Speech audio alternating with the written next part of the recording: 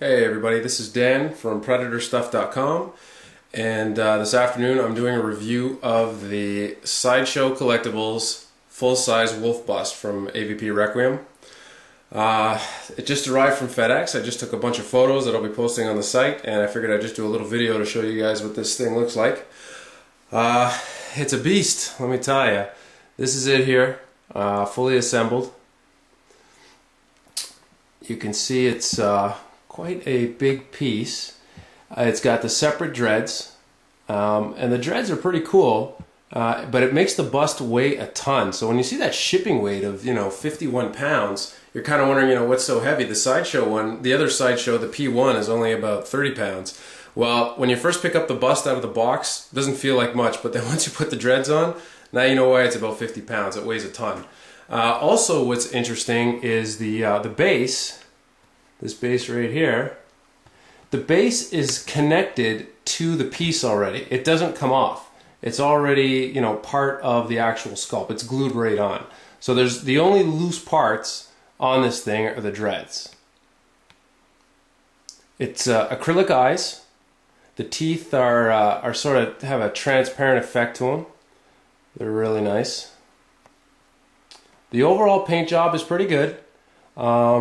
I'd say my only complaints overall, the mouth is a bit too pink. I don't like the way they pulled the mouth off. They did a better job on the P1. It's not bad, but it could be a bit better. Also, you'll notice that here, I'm not a real fan of how they did the veins. Instead of layering up the veins, putting purples and blues and then airbrushing on top and then putting more veins to give it a really realistic effect, all they did was basically paint their pinks and yellows and stuff in the mouth, and then they just took a paintbrush with one color and just went and did veins. So it really looks like it's just slapped on there. It doesn't look very realistic. It's like they took like a dark color and just slapped it on there.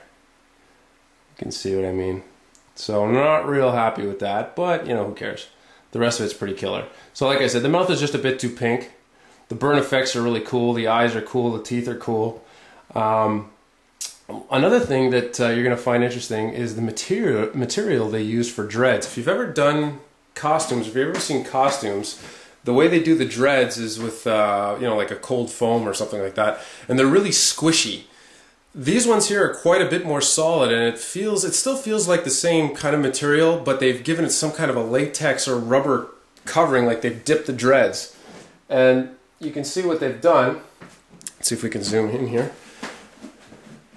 Let's see, we're going to zoom in, we're going to cooperate. What they've done is they've actually put threads on the dread on the end. So it's like a screw tip, a bolt tip. Unfortunately, this isn't really zooming into it for me. It's too busy concentrating on that gigantic predator back there. But anyways, they've basically threaded it. So you put it in the hold, and the threads are what hold it from falling back out. So that's how they've done that. And they slide in pretty easily. A couple of them you really got to punch it in there, but overall it's pretty simple. And the dreads are pretty cool.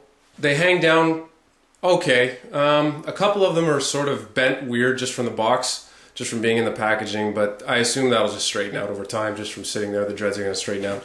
Like you can actually see if we move this down here a bit, you can see right down here. See how there's a couple of dreads that are sort of pointing in funny directions? And you can see that's curved a bit, so that'll straighten out over time. And if anything, you can just use a blow dryer to heat it up and bend it again. The quills are pretty cool. The quills are flexible. You can see the quills here, and they bend. So it's not like if you hit it, they're going to break. They bend. They almost feel like bacon bend, which is like a kind of putty that costumers use to make these quills. That way when you ship them, the quills can bend, they're not going to get all trashed. So that's it. There's the wolf in all its glory. So it's a nice piece. It's huge. It's absolutely enormous, by the way. In terms of size versus the Sideshow piece, the P1, it's hard to tell. I'd say it's actually about the same size, but it's taller because of the base. So you can't really, you could display them side by side, they look pretty cool. I don't have the space for this thing. I don't know what I'm going to do with it because it's absolutely enormous. But yeah, that's it. It's all resin polystone. Nothing on it's flexible like this stuff here. None of that's flexible. Just the dreads are. I still think solid dreads would have been better, but hey, it's still pretty cool. So that's it. That is the Sideshow Wolf bust, and that's my little video review. Check out predatorstuff.com for more photos and a detailed review of the whole piece. All right, thanks a lot for looking. Take care, guys.